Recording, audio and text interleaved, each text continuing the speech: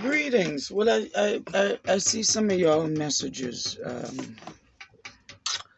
I can't go out the screen on my phone. They don't open to 12 o'clock because it's Sunday. Lamar, got your message. I will call you as soon as that phone is on when I go to the phone company, Metro. Now, as far as these attacks, when things don't go your way, this is the womb that wanted to open up a shelter for battered women. A lot of times you have to now look at why it's not going your way, even though you're trying really hard. It could be you that's stopping you. Why do you want to save battered women? We have to start there. Were you a battered woman? What demons did you not face in your life with your own trauma? You could be the anchor in your own destiny. Many of us like to point fingers outside of ourselves, but at the end it always go to right back at you.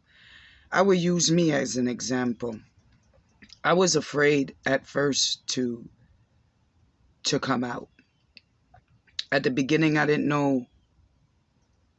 I was confused about my identity. I thought I was Satan, not realizing that it was three of us.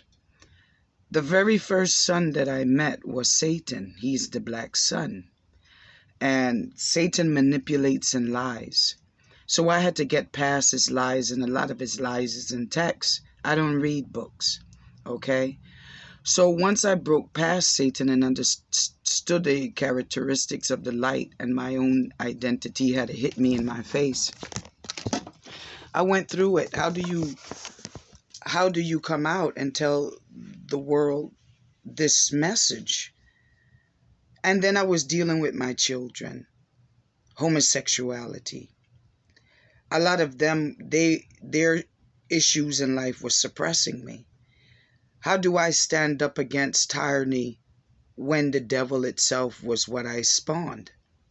So I was going through a lot. I had to deal with the ridicule of others. And those ridicules will put you back in your shell if you're not strong enough.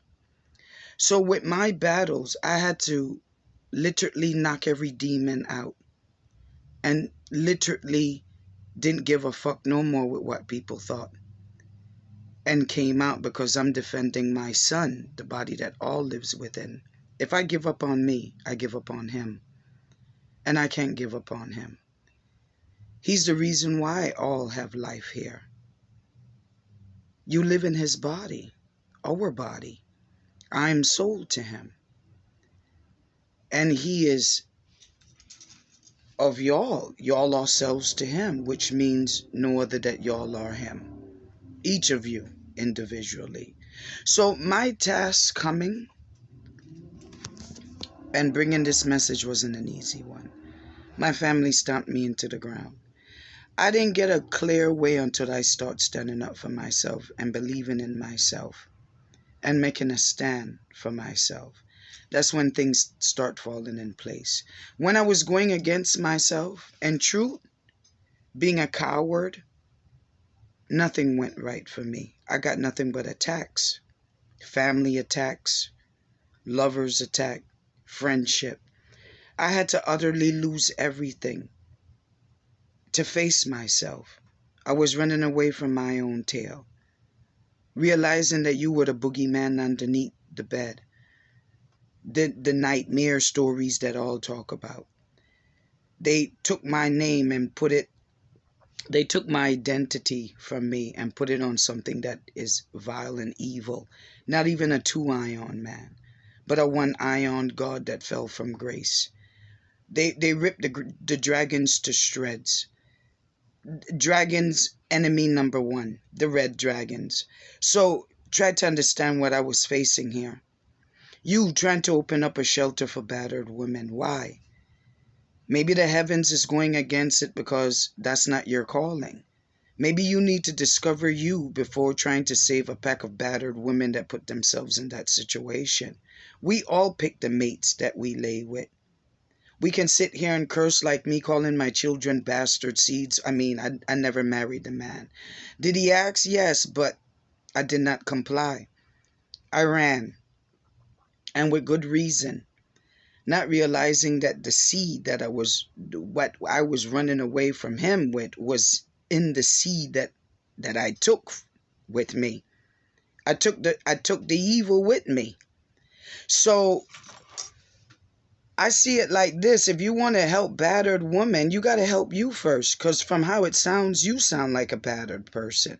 How you going to help anybody when you didn't even help you first? And that's what I don't get a lot with these pastors. You cannot lead if you didn't lead you first. I could not come to any here with the message of light if I didn't know thyself and secured with self and the message that I bring to you. I don't want to be another slick talking con man, Mercury's energy, which is just a demon. I don't want to come here to you with Venus energy, being on flamboyant in these videos and caring nothing about my eyelash, my hair, my fucking fingernails, and my fashion. I come to you as I am, because that don't make me who I am. The material things, my hair, my long eyelashes that's glued on, my press-on nails. That don't make me who I am.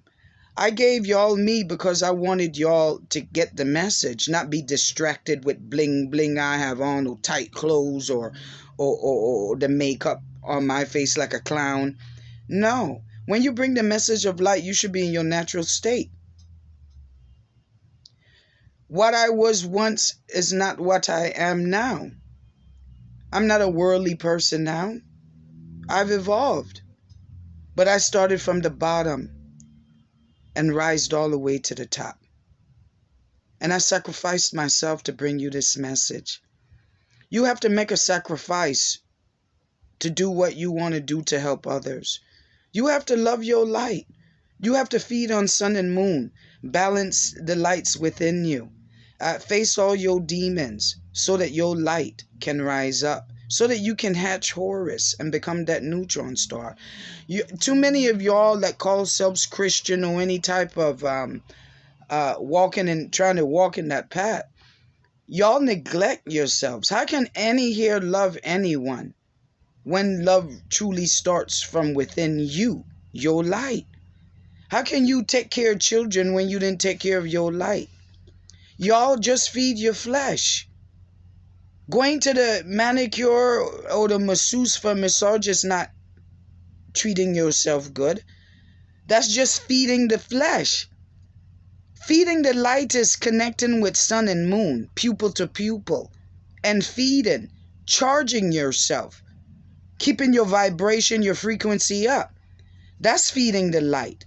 All y'all do is feed the flesh, and then you go in those churches and pay your tithes and feel that you fed your light. You didn't feel your light. All you did was stroke your fucking ego.